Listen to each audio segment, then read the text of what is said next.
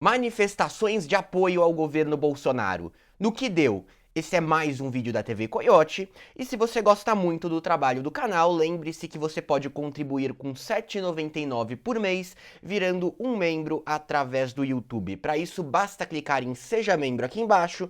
Os membros do canal têm todas as suas perguntas sobre política respondidas em até um dia útil na aba Comunidade. Bom, gente, tivemos aí as manifestações de grupos que apoiam o governo do Jair Bolsonaro, nesse domingo, dia 26 de maio. Durante toda a semana passada, a gente observou basicamente o cenário político do Brasil se guiando sobre quais seriam os resultados dessa manifestação.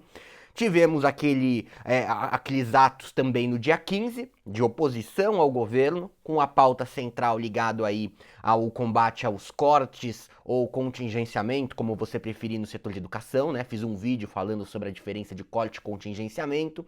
Nesse caso em específico, é um pressuposto que os contingenciamentos se tornem efetivamente cortes.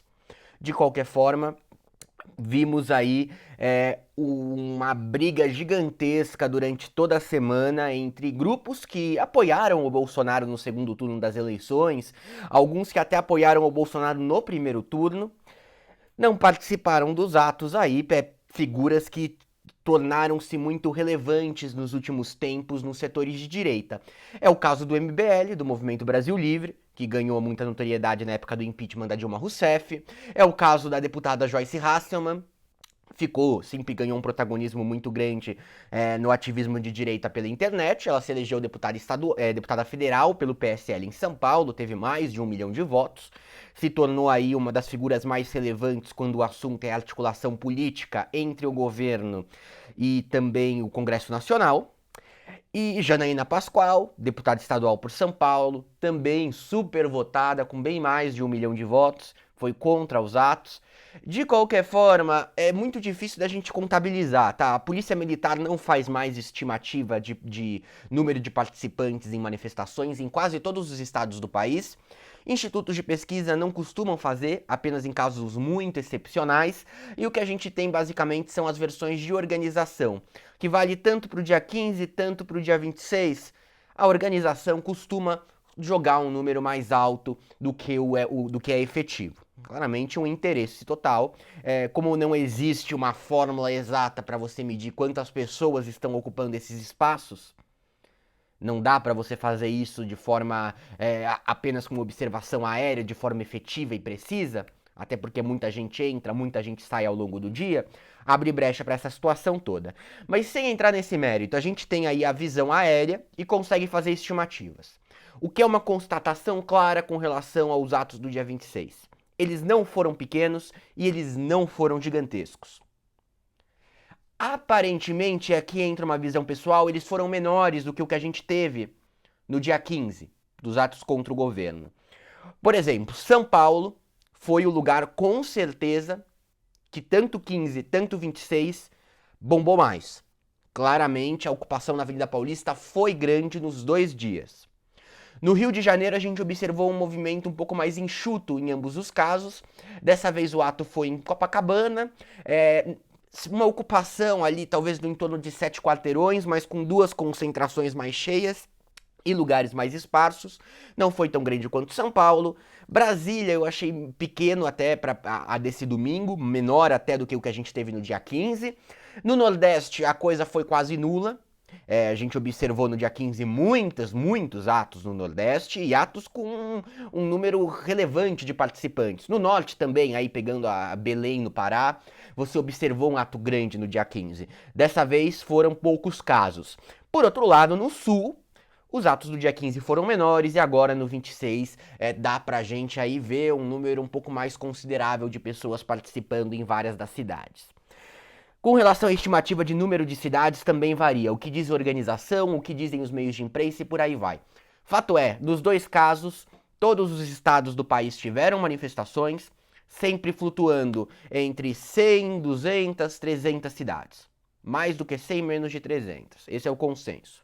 Bom, a questão é a seguinte, o tamanho da manifestação ele seria muito relevante para a gente fazer qualquer tipo de análise se ela fosse estrondosa, como foram, por exemplo, pegando um exemplo mais ligado à direita, das manifestações pró-impeachment da Dilma Rousseff, ou até as manifestações de 2013, que é aquelas lá sem comparativo qualquer, ou se elas fossem muito pequenas, então meia dúzia de gato pingado. E não foi nenhuma das duas coisas. E qualquer um que tenha observado com um mínimo de bom senso admite que não foi nenhum desses dois extremos. A grande questão é a seguinte: esses atos, eles tiveram uma semana muito conflituosa por parte da organização. Não vou nem dizer organização, porque não existe aí uma organização central, mas por parte de movimentos que são muito relevantes, os movimentos que alugam os caminhões, né, os trios elétricos para liderar tudo, influenciadores de direita que têm uma capacidade muito grande de atrair pessoas e por aí vai.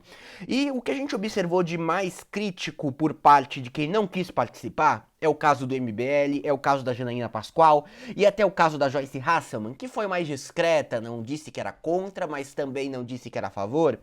Foi basicamente de que você tinha entre as pautas críticas ferrenhas e pesadas e até defesas de golpes contra o Supremo Tribunal Federal e Congresso Nacional. Essas foram as críticas prévias que a gente observou. As hashtags que subiram mais rápido eram de contra o Congresso, vamos cercar o Congresso, vamos não sei o quê. A organização percebeu que isso podia esvaziar os atos. E essa era a minha grande curiosidade para observar o que a gente ia ver nesse dia 26. O que acabou se montando e se consolidando lá pelo fim da semana foram pautas bastante específicas. Primeira pauta: apoio à reforma da Previdência. O apoio à reforma da Previdência foi muito forte. Segunda, apoio ao pacote anticrime do Sérgio Moro. E apoio ao Sérgio Moro como um todo. Então aí você viu muita gente com placas defendendo que o COAF ficasse nas mãos do Moro, que não fosse para o Ministério da Economia como determinou o Congresso. E como um todo, claramente, você teve aí o apoio ao Bolsonaro como presidente. Você viu jingles tocando, pessoas do ciclo do Bolsonaro, fotos do Olavo de Carvalho. O que é interessante num grande ponto é que aquela briga interna que a gente observou com muita intensidade nas últimas semanas, militares e olavistas, que teve protagonismo há um tempo atrás no Ministério da Educação e depois chegou numa proporção maior, não apareceu muito nos atos, ao que tudo indica, com as fontes que eu conferi e tudo mais. Pessoas que foram e tudo mais. Você não teve, por exemplo,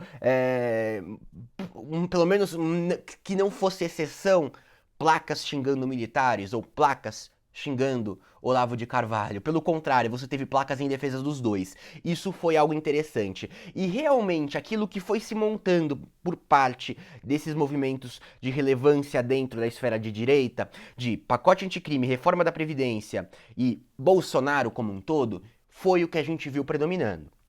Existiam, e não era uma mini exceção, mas era algo menos presente, placas xingando o Rodrigo Maia, placas xingando, para não dizer outra coisa, os ministros do Supremo Tribunal Federal e por aí vai. Isso, nesse sentido, deu uma surpreendida. A grande questão é a seguinte: observem, pacote anticrime do Moro e reforma da Previdência. Obviamente, são os dois projetos principais do governo para esse ano de 2019, para o primeiro ano de mandato. Depende de quem, além do governo, para que isso, de forma prática, aconteça. Do Congresso Nacional. O ato, por mais que não tenha demonstrado isso em placas e tudo mais, tinha um objetivo: pressionar o Congresso. E tem dois pontos. Primeiro ponto: o Congresso não gosta de gente na rua. Nem um pouco. Não gostou no dia 15 e não gostou no dia 26. Não gosta. Segundo ponto: congressistas não gostam de serem xingados em atos públicos e não gostam de ver aliados deles incentivando esses xingamentos ou pressupostos aliados. Aí que entrou a grande briga para saber como que ia ser esse ato ou não ia ser. Joyce Hasselman, MBL, Janaína Pascoal e outros grupos enxergavam que os atos seriam contra o Congresso e que neste momento fazer um ato de pressão e contra efetivamente ao Congresso Nacional não seria inteligente para que essas negociações corressem da forma correta. Por mais que pressão popular funcione quando o assunto é Congresso. E a gente já observou ela funcionando em uma série de momentos diferentes. A gente só vai saber como que esse ato foi, quais são os efeitos diretos dele ao longo dessa semana e eu vou analisar com vocês. A questão é a seguinte: eles não foram gigantescos a ponto de assustar ou embravecer o Congresso. Eles não foram pequenos a ponto de passarem em branco. Como os parlamentares vão enxergar, interpretar o que aconteceu no dia 26?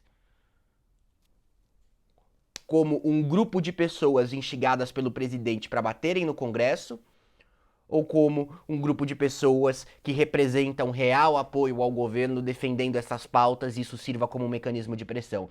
A grande dúvida que a gente tem a partir desse momento é essa. O Supremo Tribunal Federal, sim, foi alvo de placas e tudo mais, mas nesse momento ele não tem qualquer tipo de protagonismo. Talvez a coisa que mais interfira no projeto do governo esse ano em que o Supremo entra no meio, pelo menos nesse início de ano, seja, nesse primeiro semestre, seja a questão do decreto de armas. O decreto também, o que eu falei antes, esse decreto vai ter problemas, ele não vai, em sua grandíssima maioria, persistir funcionando. Ele não agradou nem um pouco o Rodrigo Maia, Davi Alcolumbre, não agradou nem um pouco os ministros do Supremo, que enxergam isso como inconstitucional, o decreto do Bolsonaro, que foi aprovado no começo desse mês de maio. Então, a grande questão é essa, e a gente tem que lembrar o seguinte, a gente entrou num jogo agora, né? Teve dia 15, um ato dos cortes da educação, quinto mês de governo, né? 5 meses e meio. O ato do dia 26 não seria marcado se não fosse pelo ato do dia 15. Isso é claro, foi marcado depois. Ganhou adeptos depois que se observou que os atos do dia 15 foram grandes. E os setores opositores ao governo Bolsonaro marcaram o ato do dia 30. Esse bate-volta não vai acabar no dia 30, claro. Vai ter manifestação de direita depois. E vai ter outra. E aí a gente tem que observar. As duas têm pautas centrais. O resultado positivo ou negativo do pacote anticrime, da reforma da Previdência e o resultado positivo ou negativo da tentativa de acabar com os bloqueios orçamentários do setor de educação vão aí desmotivar e vão fazer com que não sejam marcadas novas mobilizações, pelo menos por um tempo. A gente vai ter que observar isso aos poucos, tá, gente? Então a análise que eu faço é basicamente essa. Do ponto de vista de adesão, não foi desastroso, não foi maravilhoso. Do ponto de vista de resultado, muita gente vinha enxergando que sendo grande ou sendo pequeno ou sendo médio, ia ser negativo para o governo, porque os congressistas iam ver como um ataque. E tinha gente que enxergava que, sendo grande, seria bom para o governo, porque os congressistas iam vir como uma pressão e um motivo para aderir a essas pautas. Eu não vou dar minha opinião sobre isso, porque senão é um vídeo com intenção editorial, até porque eu tenho um pouco de dúvidas também, mas isso vai ficar claro já na segunda-feira, já na terça-feira. A gente tem aí, por exemplo, a medida provisória do saneamento, extremamente importante, corre risco de caducar. Aquela medida provisória da reforma administrativa, que o Rodrigo Maia quis votar mais rápido, vendo aí, tentando enfraquecer o dia 26, ela também pode caducar ainda, pode perder a validade. E a organização do governo volta a ser como era a organização do governo Temer, com aqueles 20 e poucos ministérios. O Senado precisa aprovar agora, depende do Davi Alcolumbre. Fazendo um link, quando teve a eleição à presidência do Senado, eu disse, Renan Calheiros vai ficar quieto por um tempo. Mas ele está se movimentando, e ele tem poder lá dentro. Seria uma oportunidade interessante para ele a questão da MP, da reforma administrativa. É isso, gente. Inscreva-se no canal. Se você gosta muito do trabalho da TV Coyote, você pode virar um membro clicando em Seja Membro aqui embaixo. Eu não fui nos dois atos, mas tô pensando em começar a frequentar para poder ter uma noção mais ampla, só por fotos e imagens. É muito difícil de você não transmitir algo que não condiza de verdade com o que ocorreu. Então, é por isso que eu não vou fazer uma estimativa melhor de público, mas tem impressões. Até mais, gente.